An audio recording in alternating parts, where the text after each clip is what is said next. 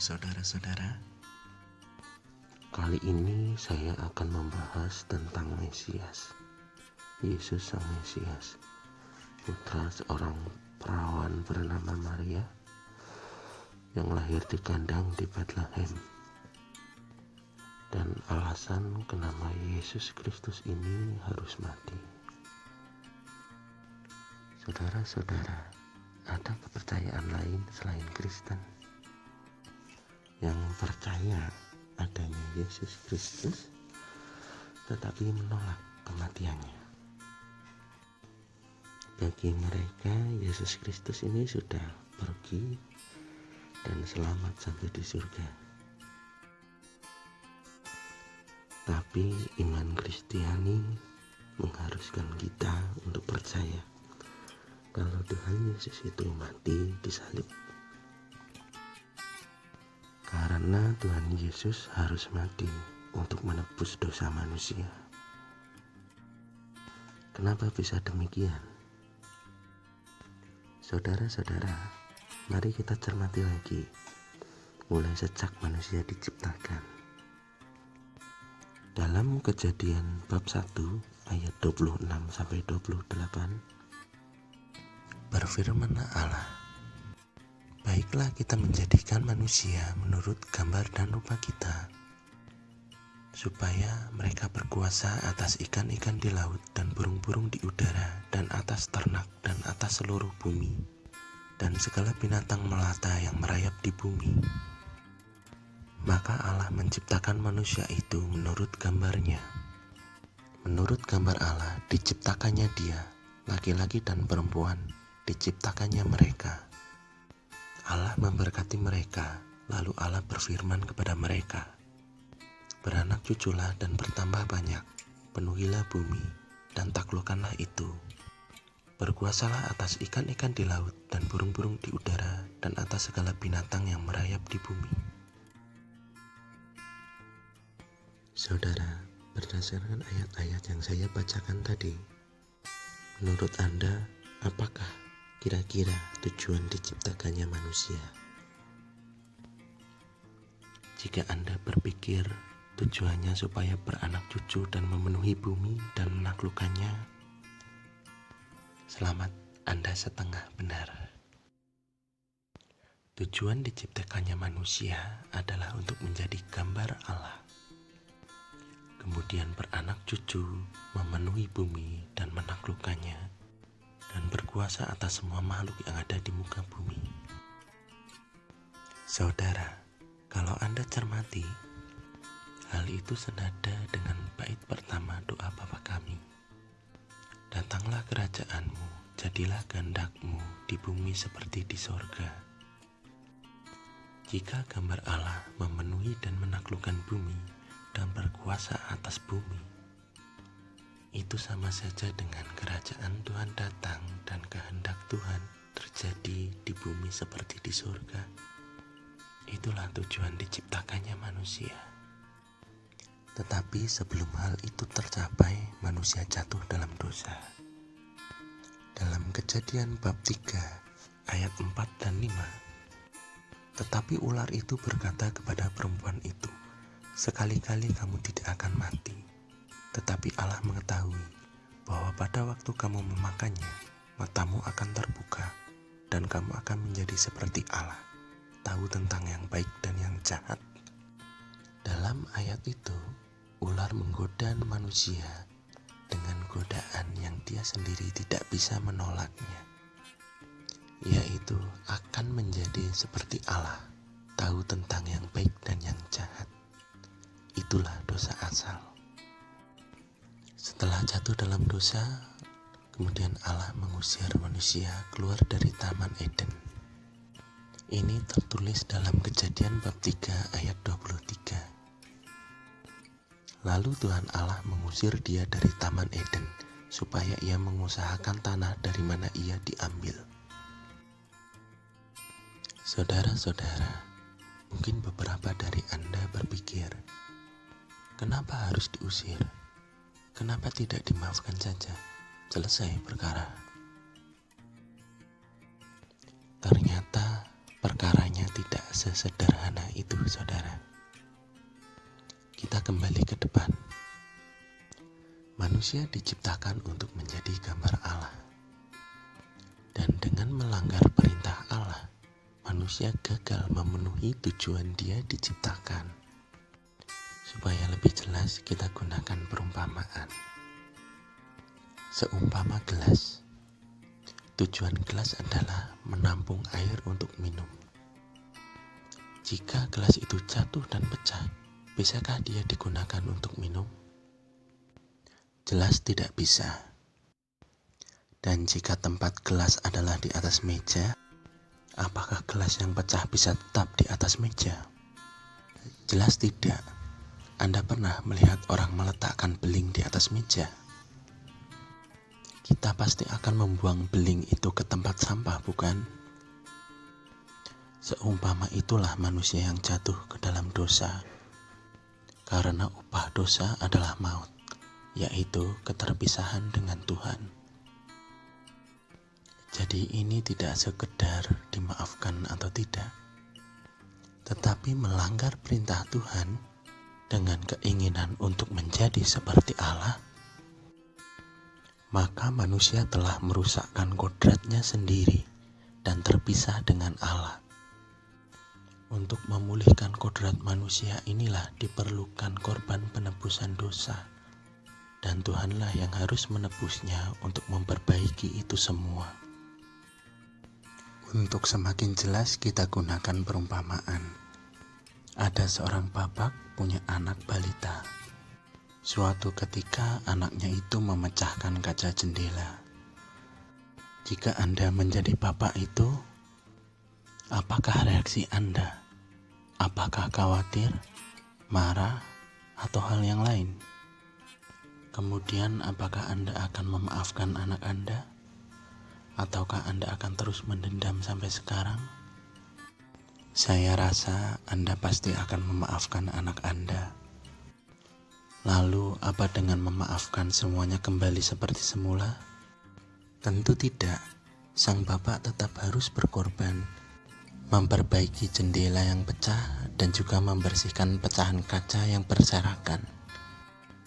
Begitu juga dengan Allah dan manusia. Setelah pelanggaran terjadi, Allah mencari manusia. Menurut saya, ini seperti bapak yang khawatir kepada anaknya. Kemudian Tuhan mencari siapa otak di balik kekacauan itu.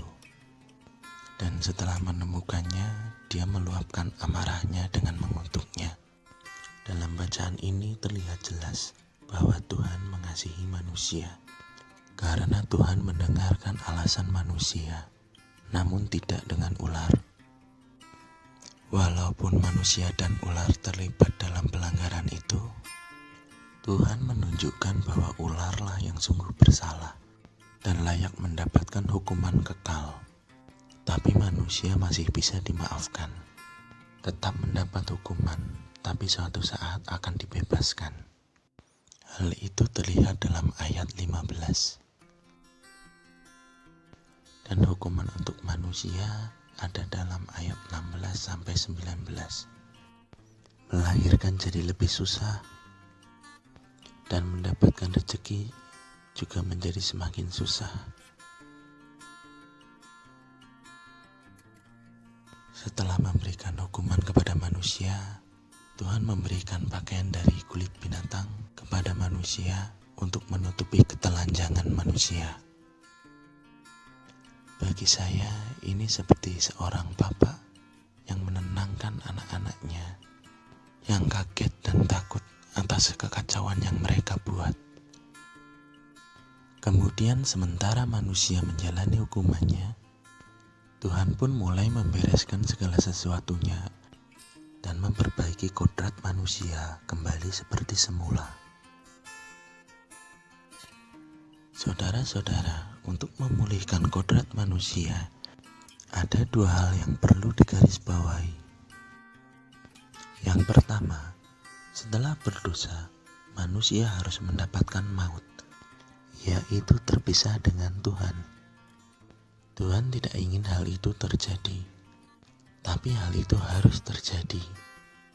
Karena jika Tuhan menghindarkan manusia dari hukuman, itu berarti Tuhan tidak adil. Jadi untuk menyelesaikan masalah ini, harus ada manusia yang mendapatkan maut. Satu saja cukup. Karena seperti halnya seluruh manusia yang memiliki kekerabatan dengan Adam mendapatkan hukuman, semua manusia yang memiliki hubungan kekerabatan dengan satu orang yang sudah dihukum itu bisa dianggap sudah menjalani hukuman. Hal yang kedua, dengan jatuhnya manusia pertama ke dalam dosa, berarti belum ada satupun manusia yang sukses memenuhi tujuan diciptakannya manusia, yaitu menjadi gambaran Tuhan. Jadi harus ada manusia yang sukses menjadi gambaran Tuhan dari awal sampai akhir, dari start sampai finish. Garis start sebagai manusia adalah kelahirannya, dan garis finishnya adalah kematiannya. Satu orang saja cukup, supaya dia bisa menjadi panutan yang diikuti oleh manusia. Bagaimana cara menjadi manusia yang sesungguhnya, yaitu sebagai gambaran Tuhan. Saudara, dua hal ini harus dipenuhi untuk memulihkan kodrat manusia seperti semula. Tapi di manakah kita bisa menemukan manusia yang bisa menanggung dosa semua manusia, dan juga di mana kita bisa menemukan manusia yang bisa mengajarkan kebijaksanaan dari surga? Dalam kitab Ulangan bab 30 ayat 12 dituliskan, siapakah yang akan naik ke langit untuk mengambilnya bagi kita dan memperdengarkannya kepada kita supaya kita melakukannya? Tapi hal yang mustahil bagi manusia adalah hal yang mungkin bagi Tuhan. Manusia memang tidak bisa naik ke surga, tetapi Tuhan bisa turun menjadi manusia. Seperti yang tertulis dalam Yohanes bab 3 ayat 13. Tidak ada seorang pun yang telah naik ke surga selain daripada Dia yang telah turun dari surga, yaitu Anak Manusia. Anak manusia, Yesus Kristus, firman Tuhan yang menjadi manusia, memenuhi kedua hal tadi. Yang pertama, menerima hukuman yang diperuntukkan bagi manusia, yaitu keterpisahan dengan Tuhan, dengan kata lain mengalami maut. Hal ini dinyatakan Yesus sendiri pada saat kematiannya. Kira-kira jam 3 berserulah Yesus dengan suara nyaring, Eli, Eli, lama sabachthani. Artinya, Allahku, Allahku, mengapa engkau meninggalkan aku? Inilah yang dimaksudkan dalam nubuat Yesaya, bab 53 ayat 4 dan 5. Tetapi sesungguhnya penyakit kitalah yang ditanggungnya, dan kesengsaraan kitalah yang dipikulnya. Padahal kita mengira Dia kena tulah, dipukul dan ditindas Allah. Tetapi Dia tertikam oleh karena pemberontakan kita. Dia diremukkan oleh karena kejahatan kita. Ganjaran yang mendatangkan keselamatan bagi kita ditimpakan kepadanya, dan oleh bilur-bilurnya kita menjadi sembuh. Dan hal ini dikonfirmasi oleh Yesus Kristus sendiri dalam perjamuan malam terakhir. Saya gunakan Lukas bab 22 ayat 19-20. Lalu Ia mengambil roti, mengucap syukur, memecah-mecahkannya dan memberikan kepada mereka, katanya, "Inilah tubuhku yang diserahkan bagi kamu. Perbuatlah ini menjadi peringatan akan aku." Demikian juga dibuatnya dengan cawan sesudah makan. Ia berkata, "Cawan ini adalah perjanjian baru oleh darahku yang ditumpahkan bagi kamu." Seperti yang dinubuatkan dalam Yesaya bab 42 ayat 6. "Aku ini Tuhan, telah memanggil engkau untuk maksud penyelamatan, telah memegang tanganmu. Aku telah membentuk engkau dan memberi engkau menjadi perjanjian bagi umat manusia. menjadi terang untuk bangsa-bangsa. Hal yang kedua, Yesus mengajarkan sesuatu yang baru, yaitu hukum kasih. Dalam Matius 22, perikop hukum yang terutama, ayat 37, jawab Yesus kepadanya, "Kasihilah Tuhan Allahmu dengan segenap hatimu, dan dengan segenap jiwamu, dan dengan segenap akal budimu." Itulah hukum yang terutama dan pertama. Dan hukum yang kedua yang sama dengan itu ialah, kasihilah sesamamu manusia seperti dirimu sendiri. Dan juga dalam Lukas bab 10 ayat 25-37, perikop orang Samaria yang murah hati. Silahkan baca sendiri. Dalam Matius bab 25 ayat 31-46, perikop penghakiman terakhir. Dalam ayat yang ke-40, Yesus mengajarkan supaya melakukan kebaikan kepada orang yang paling hina dan papa. Dan juga dalam Matius bab 5, perikop Yesus dan hukum Taurat. Pada ayat 38-42 tertulis, "Kamu telah mendengar firman, mata ganti mata dan gigi ganti gigi. Tetapi aku berkata kepadamu, janganlah kamu melawan orang yang berbuat jahat kepadamu. Melainkan siapapun yang menampar pipi kananmu, berilah juga kepadanya pipi kirimu. Dan kepada orang yang hendak mengadukan engkau karena mengingini bajumu, serahkanlah juga jubahmu. Dan siapapun yang memaksa engkau berjalan sejauh 1 mil, berjalanlah bersama dia sejauh 2 mil. Berilah kepada orang yang meminta kepadamu, dan janganlah menolak orang yang mau meminjam daripadamu." Saudara-saudara, kasih, itulah yang diajarkan oleh Yesus Kristus, dan yang dia praktekkan sendiri dalam kehidupannya sehari-hari. Bahkan kasih yang paling besar. Dalam Injil Yohanes bab 15 ayat 13 tertulis, "Tidak ada kasih yang lebih besar daripada kasih seorang yang memberikan nyawanya untuk sahabat-sahabatnya." Kasih, inilah tujuan manusia diciptakan. Inilah maksud dari menjadi gambaran Tuhan. Untuk lebih memahaminya, saya gunakan perumpamaan. Saudara pernah foto selfie? Kemudian jika fotonya buram, Anda simpan atau hapus? Dihapus. Kemudian foto lagi. Kemudian hasilnya kelihatan gemuk. Dihapus lagi sampai hasilnya kelihatan cantik atau tampan. Saudara ingin foto yang diambil menggambarkan ketampanan atau kecantikan saudara. Sama halnya dengan manusia sebagai gambaran Tuhan. Apakah yang ingin Tuhan tunjukkan lewat manusia? Apakah kekuatan? Saya rasa tidak, karena banyak binatang yang lebih kuat daripada manusia. Lalu, apakah kebijaksanaan? Saya rasa tidak, karena malaikat lebih bijaksana daripada manusia. Saudara-saudara, jawabannya adalah kasih. Manusia memiliki kasih yang jauh lebih besar daripada ciptaan yang lain. Kasih, hal inilah yang ingin Tuhan tampilkan lewat manusia, yang harus manusia tampilkan sebagai gambaran Tuhan. Hal yang harus ditampilkan oleh Adam dan Hawa, tapi mereka justru jatuh dalam dosa.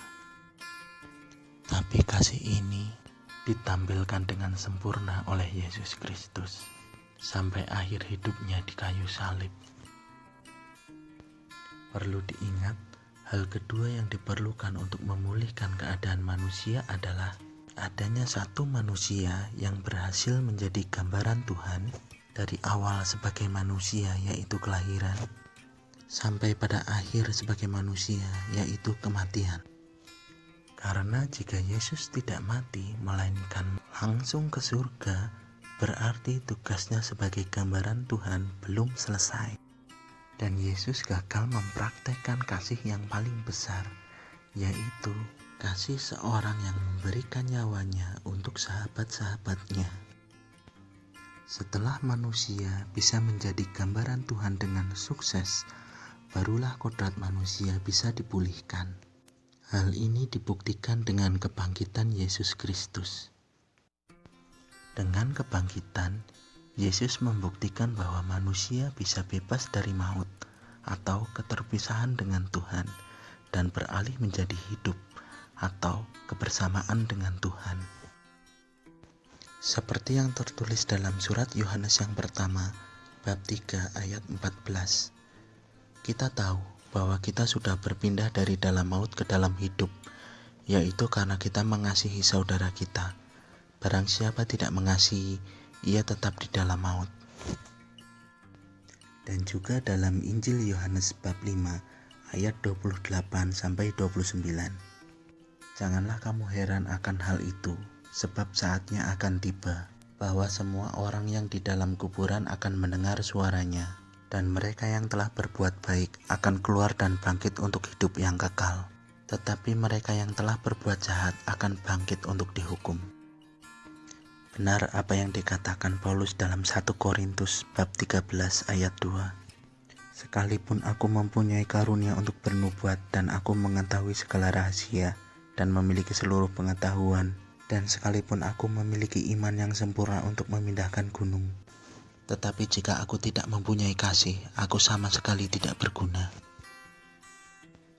Dan benar kata Paulus dalam 1 Korintus bab 15 ayat 14.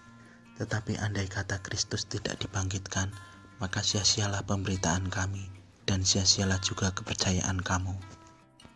Jika Kristus tidak bangkit, berarti manusia tetap di dalam maut. Lalu untuk apa percaya nubuat para nabi yang terdahulu? Bukankah nubuat para nabi mengatakan akan ada keselamatan dari Tuhan? Dan juga untuk apa para rasul memberitakan Yesus Kristus dengan segala mujizatnya? Jika manusia tetap tidak selamat, tetapi masih di dalam maut.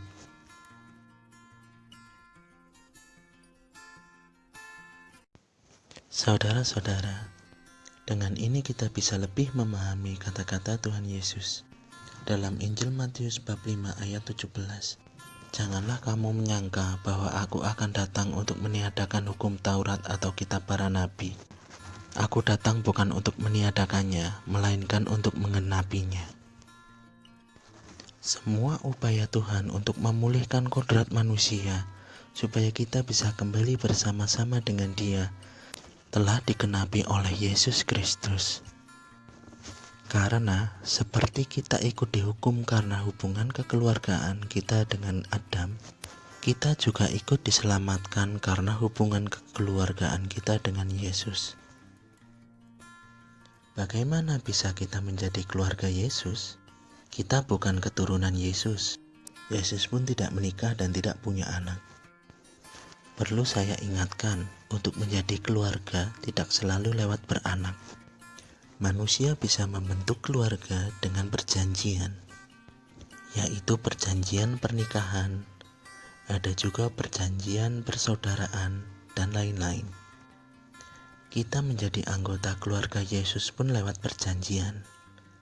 Perjanjian yang mana? Ingat kembali perjamuan malam terakhir dalam Injil Lukas bab 22 ayat 20. Yesus berkata, "Cawan ini adalah perjanjian baru oleh darahku yang ditumpahkan bagi kamu." Dan ingat kembali perikop roti hidup dalam Yohanes bab 6 ayat 53. Maka kata Yesus kepada mereka, "Aku berkata kepadamu, sesungguhnya jikalau kamu tidak makan daging anak manusia dan minum darahnya, kamu tidak mempunyai hidup di dalam dirimu." Jadi, dengan memakan tubuh dan meminum darah Kristus, kita menjadi anggota dari keluarga Yesus, dengan Yesus sebagai kepala keluarga yang sulung. Saudara-saudara, sekarang saudara dapat lebih memahami mengapa Mesias harus mati dengan cara yang telah dinubuatkan, yaitu disalib. dan saudara juga lebih memahami bahwa hukum Taurat, perjanjian keselamatan yang dijanjikan oleh Sang Pencipta, Tuhan Allah, telah genap lewat kelahiran, kematian, dan kebangkitan Sang Mesias, Yesus Kristus.